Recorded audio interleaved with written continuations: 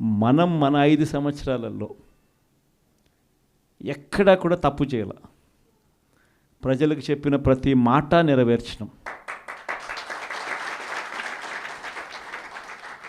Manifesto అన్నది మామూలుగా రాజకీయ నాయకులకు మేనిఫెస్టో ఇస్తారు, ఎన్నికలు అయిపోయిన తర్వాత దాన్ని చెత్తబుట్టలో వేసే పరిస్థితి నుంచి మేనిఫెస్టో అన్నది ఒక డెఫినిషన్ ఇచ్చి, మేనిఫెస్టో అన్నది నిజంగా ఒక బైబిల్ అని, ఒక ఖురాన్ అని, ఒక భగవద్గీత అని ఒక డెఫినిషన్ దానికి ఇచ్చి మొట్టమొదటి రోజు నుంచి కూడా కారణాలు చెప్పకుండా, కారణాలు వెతుక్కోకుండా, కారణాలు చెప్పాల్సి వస్తే కనుక మన ప్రభుత్వంలో మనకున్న కష్టాలు బహుశా ఎక్కడా ఎప్పుడు చూసిండం.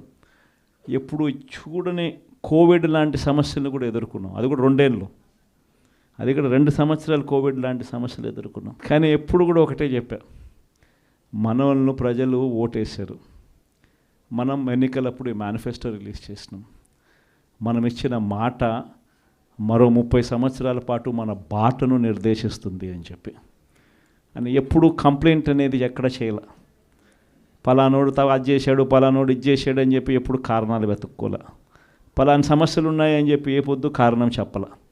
ఎప్పుడు కూడా ముఖాన ఎప్పుడు చిక్కటి చిరునవ్వే చూపించాం.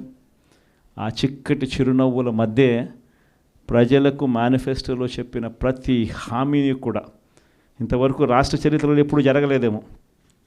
బడ్జెట్ కన్నా ముందే, బడ్జెట్ ప్రవేశపెట్టేటప్పుడే ఒక క్యాలెండర్ రిలీజ్ చేసి, ఆ క్యాలెండర్లో ఇదిగో ఈ నెల ఈ పథకం ఇస్తాం, ఇదిగో ఈ నెల ఈ పథకం ఇస్తాం, ఇదిగో ఈ నెల ఈ పథకం ఇస్తామని చెప్పి పథకాలన్నీ సంవత్సరం పొడుగునా ఏ పథకం ఏ నెలలో ఇస్తామని చెప్పడమే కాకుండా ఆ నెలలో బటన్లు నొక్కి నేరుగా పథకాలు ఇచ్చిన పరిస్థితి బహుశా దేశ చరిత్రలో ఎప్పుడు జరిగింది.